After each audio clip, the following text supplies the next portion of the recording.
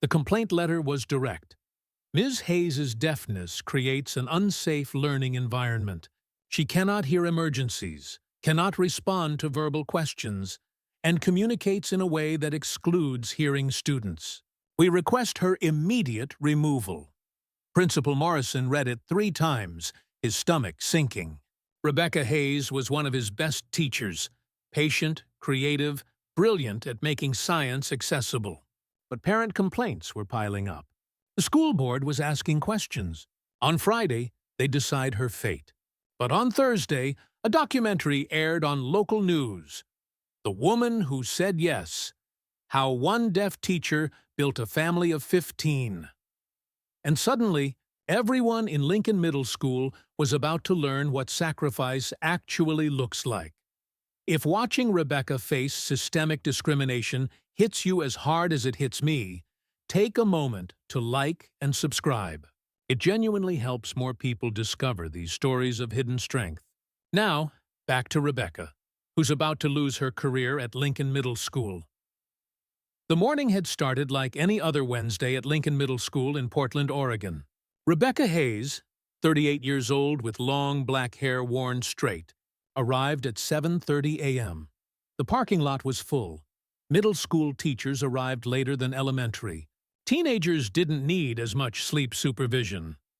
Rebecca grabbed her lesson plan folder and sign language dictionary from the back seat of her Honda CR-V. Her hands were moving. They were always moving, because hands were her voice, her thoughts, her entire communication system. She'd been born profoundly deaf, had never heard a sound in her life. Music, speech, laughter, birdsong, these were just concepts, things others described but she'd never experienced. But Rebecca's world wasn't silent.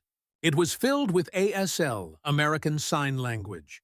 Hands, facial expressions, body language.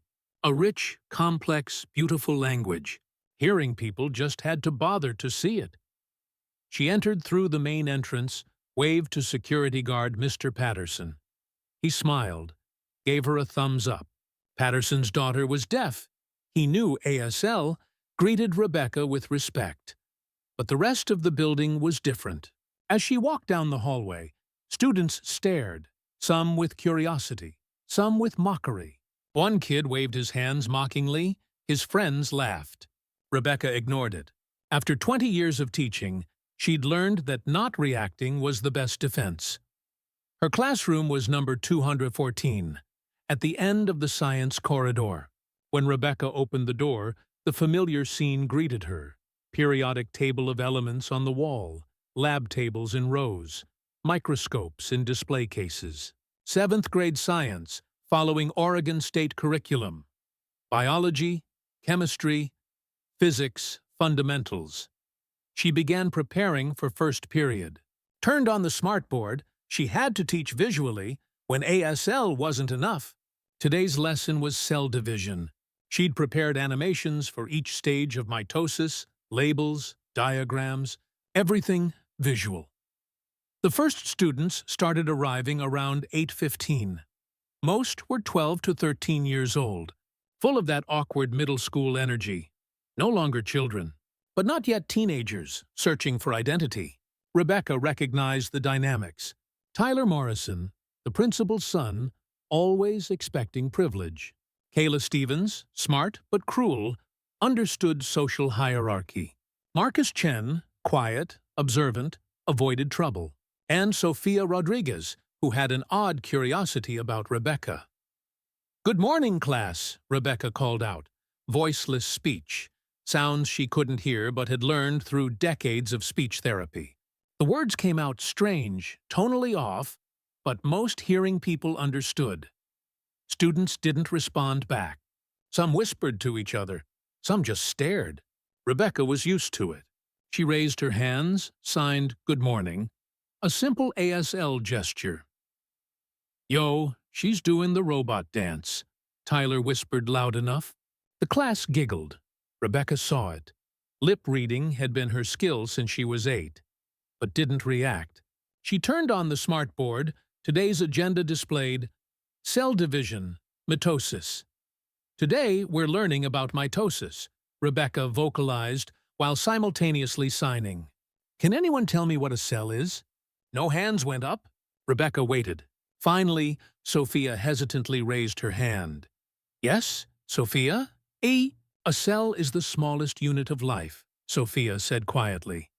Rebecca couldn't lip-read her. Too quiet, too unclear. Louder, please. A cell is the smallest unit of life, Sophia shouted, exaggerated. The class laughed. Rebecca's face flushed. This was the daily humiliation. Students either whispered or yelled, both mocking. Thank you, Sophia, Rebecca said, writing the answer on the smartboard. At least writing worked. The lesson continued painfully. Rebecca showed animations, explained the stages of cell division. But when students asked questions, especially when she was turned around or looking elsewhere, she missed them. They had to call her repeatedly, each time a little louder, each time a little more mockingly. Ms. Hayes. Ms. Hayes. Oh my God, she can't even hear us. Lunch period at Lincoln Middle School cafeteria was cacophony. 600 students, too much adolescent hormones, insufficient supervision. Teachers rotated lunch duty, and this week was Rebecca's turn. She stood by the milk cartons, watching students flow through. She couldn't hear the noise level. Never could. But she could feel the vibration, the floor resonating beneath her feet. 600 kids created a lot of energy. Tyler and his friends had claimed their usual table by the windows. Rebecca saw them wave their hands mockingly, trying to imitate ASL but just making nonsense gestures. Her phone vibrated in her pocket. A message from Principal Morrison. See me after school. Urgent. Rebecca's stomach dropped. This was never good. That afternoon, Rebecca walked to Morrison's office, each step feeling heavier. She knocked on the door, out of habit, though she couldn't hear if anyone responded, and waited. Morrison opened it, his eyes tired. Too much coffee and too little sleep lines. He'd become principal 6 months ago, still learning the job. Rebecca, come in. Close the door. She sat in the chair across from his desk, hands folded in her lap. Morrison handed her a paper, the complaint letter, from Tyler's mother, Jennifer Morrison. Yes, the principal's wife. Rebecca read it, each word like a blow. Ms. Hayes's deafness creates an unsafe learning environment. She cannot hear a fire alarm. She cannot hear students' questions. Communicating in sign language excludes hearing students and makes them feel left out. My son Tyler loves science but now hates school because he can't understand his teacher. We request Ms. Hayes's immediate removal and replacement with a hearing teacher. She set it down, hands trembling. And you? What do you think? Morrison sighed. I think you're an excellent teacher. But Rebecca, it's not just Jennifer. 3 other parents have made similar complaints. The school board meets Friday. They're going to discuss your employment. This violates the ADA, Rebecca signed and vocalized. The Americans with Disabilities Act protects me. They're arguing safety concerns, ability to respond in emergencies. It's legally a gray area. I've been teaching for 20 years. There's never been a safety incident. I know, but perception becomes reality. And the perception is that a deaf teacher can't respond adequately. Rebecca stood, anger and desperation mixing. So what do you want me to do? Come to Friday's meeting. Defend yourself. Show them why you're a great teacher. But Rebecca already knew that being a great teacher wasn't enough. It never had been. That night, Rebecca returned to her small apartment, a cheap suburb outside Portland. And when she opened the door, chaos greeted her. Good chaos, but still chaos. 15 children, ages 5 to 17, all in motion. Doing homework, helping cook dinner, arguing with siblings, fighting over the TV, and all, every single one, speaking sign language.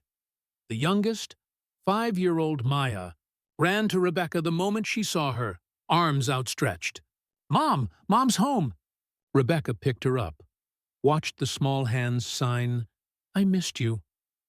"I missed you too, sweetie." The others gathered, each competing for attention. 17-year-old Aiden, the oldest, held a spoon. "Dinner's almost ready. Enchiladas." "You're wonderful," Rebecca signed. This was her real life. 15 adopted children, all deaf, all unwanted. Kids who'd spent years in foster care, bouncing between hearing families who didn't know how to communicate with them, hearing families who didn't want to try.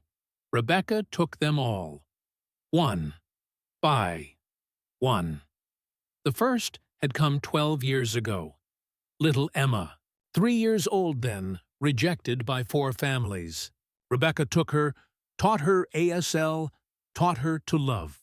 Then Joshua came, then Maria, then the others. One by one, children who wouldn't survive without her. Now there were 15. A 3-bedroom apartment was tight. Bunk beds, shared rooms, too much noise. But it worked. With sign language, sound was unnecessary. Everyone could communicate. Everyone could be heard. Everyone could belong. But now, facing job loss, she didn't know how this family would survive. After dinner, enchiladas, rice, beans. Enough for 16?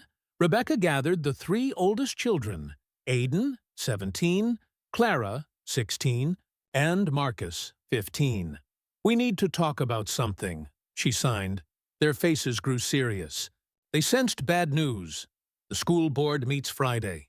"I might lose my job." "What?" Clara's hands flew with anger. "Why?" "Parents are complaining. They say my deafness is dangerous for students." "That's ridiculous." Aiden stood, hands moving rapidly. "You're an amazing teacher." "I know, but perception matters. And to hearing people, a deaf teacher is scary." Marcus, always the most analytical, thought quietly. "If we lose the money, what happens? Can we afford this apartment?" Rebecca was honest. "I don't know. I have savings, but 15 kids. Expenses are high. We can work," Clara suggested. "Part-time jobs. We can help." "No. You need to focus on school. All of you need to focus." "But family helps each other," Aiden insisted. Rebecca felt her eyes filling. "I know, and I'm proud of you. But this is something I need to solve." But she didn't know what the solution was. Thursday morning, everything changed.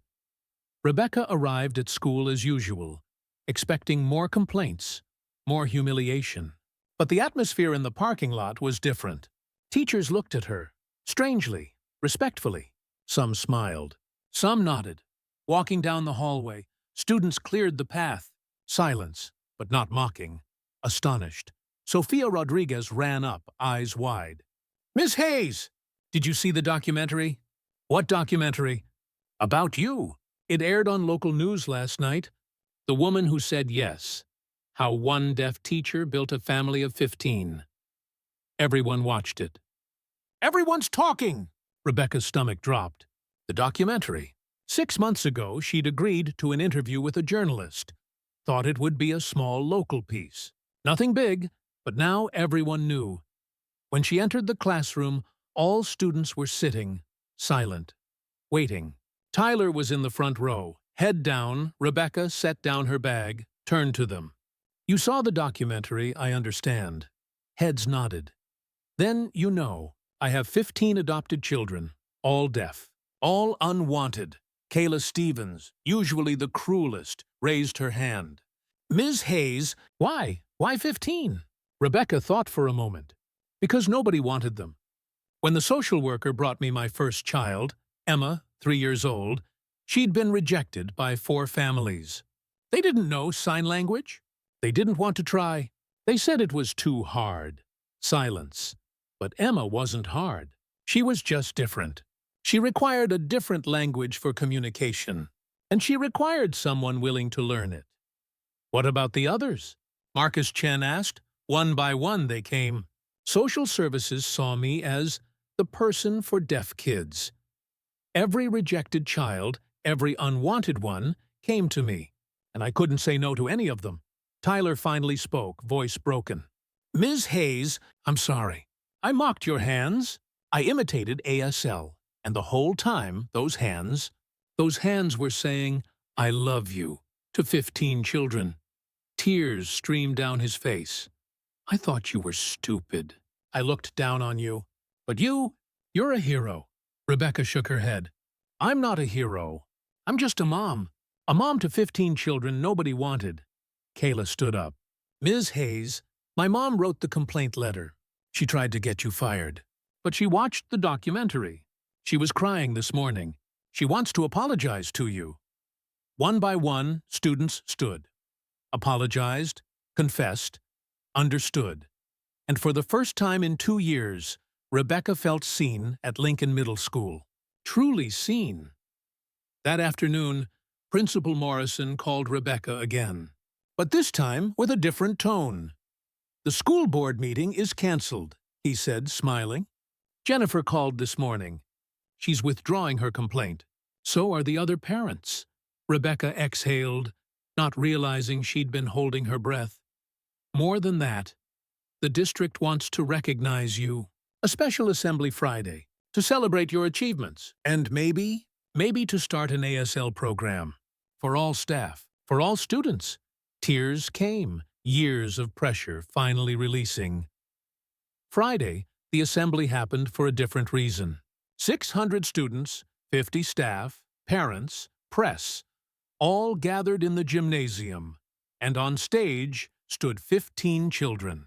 Rebecca's 15 children, all signing, all speaking, all telling their stories. Emma, now 15. 4 families rejected me. Ms. Hayes said yes. Joshua, 13. I was in foster care for 6 years. Ms. Hayes took me, and I had a home for the first time. One by one, 15 children spoke. 15 stories. 15 rejections. 15 times Rebecca Hayes said yes. Finally, the district superintendent approached the microphone. Rebecca Hayes has served as a teacher for 18 years. But today, we're celebrating something different.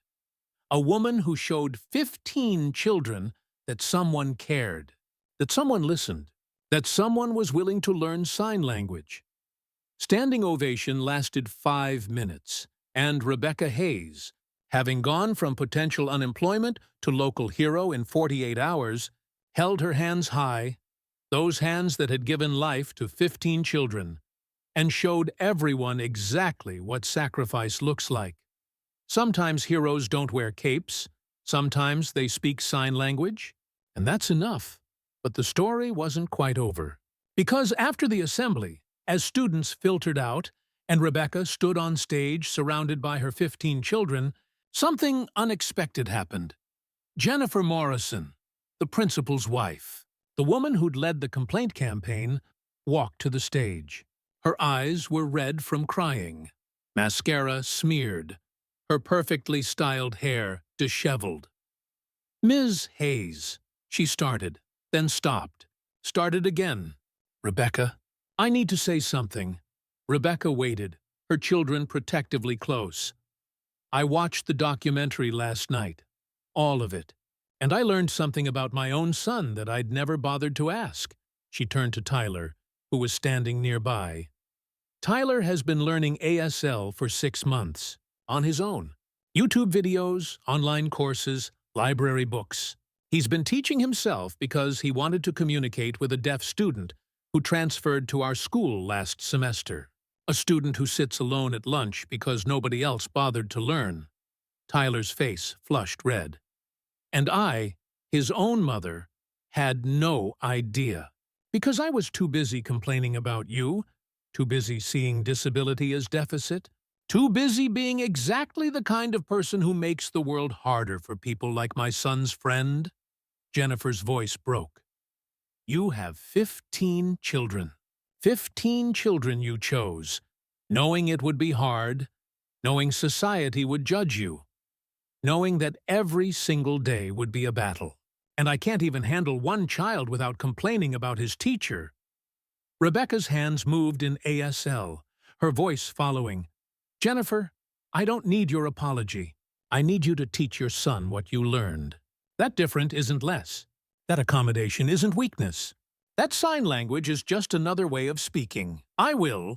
I promise I will. As Jennifer walked away, Sofia Rodriguez approached the stage with her mother, a woman in her 40s with kind eyes. Ms. Hayes, Sofia's mother, signed, "Perfect ASL. My name is Maria Rodriguez. I'm deaf too. I've been watching Sofia struggle this semester because she was afraid to tell anyone she knows sign language. Afraid the other kids would make fun of her." Rebecca looked at Sofia with new understanding. "Your daughter is brave. She stood up for me when others didn't. She did, because she knows what it's like to be different, to see her mother struggle in a hearing world, to watch people mock what they don't understand." Maria turned to the assembled crowd, which had grown quiet. "This school has 63 students with deaf family members, 63 kids who know ASL, but they hide it because they're afraid. Afraid of exactly what happened to Ms. Hayes. Mockery, exclusion, being seen as less than." She held up her hands. "These hands speak. They communicate love, anger, joy, frustration, everything hearing people say with their voices. And if this school, if this community is willing to learn, we can build something beautiful. A place where deaf and hearing people exist together, communicate together, understand each other." Principal Morrison stepped forward. "What if we started small, an ASL club? Anyone interested in learning? Students, staff, parents, meeting once a week." Hands went up around the gymnasium. Not just a few. Dozens. Students who'd never considered learning sign language suddenly wanted to try. Tyler was the first to approach the stage. "Ms. Hayes, I want to help. I'm not fluent yet, but I can teach basics. I can help other students learn." "I'd be honored," Rebecca signed and spoke. By the end of the assembly, Lincoln Middle School had transformed. What started as an attempt to fire a disabled teacher had become a movement toward inclusion, understanding, and communication. 3 months later, Lincoln Middle School looked different. In the hallways, students signed to each other, sometimes with deaf students, sometimes just practicing. The ASL Club had grown to 150 members, the largest extracurricular in school history. Every staff member had completed basic ASL training. Announcements were now made both verbally and in sign language via video screens, and Rebecca Hayes's classroom was full every period. Not just with assigned students, but with kids who wanted to learn from the teacher who'd proven that disability wasn't weakness. It was just difference. On a cold February afternoon, Rebecca was grading papers after school when a knock came at her door. She looked up to see a woman in her 30s, professionally dressed, nervous. "Ms. Hayes? My name is Catherine Wu. I'm a social worker with Oregon Child Services." Rebecca's heart sank. Social workers meant evaluations, questions, concerns about her ability to care for 15 children. "Is there a problem?" "No. Actually, I'm here with a request. We have a child, 7 years old, profoundly deaf, nonverbal. He's been in foster care for 3 years. 8 families have tried. None could handle him. He's being labeled difficult, unadoptable." Rebecca knew where this was going. "His name is Daniel, and I know you already have 15 children. I know your apartment is overcrowded. I know asking you to take a 16th is unreasonable. But Miss Hayes, you're our last hope. If you can't take him, he'll likely age out of the system in an institutional setting." Rebecca thought about her apartment. 3 bedrooms, 15 kids. Where would a 16th sleep? How would they afford more food, more clothes, more everything? Then she thought about Daniel, 7 years old, labeled unadoptable, facing a childhood in institutions because nobody wanted to try. "Can I meet him?" Catherine's face lit up. "He's in my car. I brought him, hoping—" 5 minutes later, Rebecca was kneeling in the parking lot, face to face with a small boy with dark hair and terrified eyes. He was signing frantically, desperately. Broken ASL mixed with gestures nobody had taught him how to formalize. Rebecca signed back, slow and clear. Hello, my name is Rebecca. What's your name? The boy stopped, stared, signed back, Daniel. You. You know hand talk? I do. It's called American Sign Language, and I can teach you proper signs if you want. Nobody knows hand talk. Nobody talks to me. Rebecca felt her heart break. I talk to you, and I have 15 children at home who all talk hand talk. Would you like to meet them? Daniel's eyes went wide. Other kids? Who talk hand talk? Yes, other kids, who are just like you. They won't be mean? Never. They know what it's like to be different. To be told you're too hard. They'll love you. Daniel thought for a long moment, then signed, Can I come home with you? Would you like that? Yes, please, I want to go home. Rebecca stood, turned to Catherine. I'll take him. We'll figure out the space, the money, everything. But he needs a home. Now. That night, Rebecca walked into her apartment with Daniel's small hand in hers. 15 children rushed to the door, then stopped when they saw the new face. Aiden, the oldest, knelt down to Daniel's level. Signed, Hi, I'm Aiden. Welcome home. One by one, 15 children introduced themselves, in sign language, with patience, with kindness, with the understanding of those who'd once been exactly where Daniel was. Maya, the youngest until now, signed, You can share my room. I have the top bunk, but you can have it if you want. Daniel looked around at 16 people, all signing, all welcoming, all treating him like he belonged. He turned to Rebecca, eyes filled with tears. This is real? I can stay? This is real. You can stay, forever. That night, after 16 children had gone to bed, Daniel wedged into Maya's room on a temporary cot until they figured out better arrangements. Rebecca sat in her tiny living room and cried. Not from stress, not from fear about money or space or how she'd manage 16 kids on a teacher's salary. She cried because she'd just saved another child. Because Daniel would grow up knowing love, knowing language, knowing he was wanted, and because in 48 hours, she'd gone from nearly losing everything to gaining so much more. 6 months later, Lincoln Middle School held its first-ever ASL showcase. Students performed songs, poems, stories, all in sign language. The gymnasium was packed. Local news covered it. And in the audience sat 16 children, all signing their support for their mom. Rebecca Hayes had taught science for 20 years, but her greatest lesson had nothing to do with cells or chemistry. She'd taught an entire community that disability wasn't something to fix or hide or apologize for. It was just another way of being human. Sometimes heroes don't wear capes. Sometimes they speak with their hands. Sometimes they say yes when everyone else says no. And sometimes, just sometimes, that changes everything.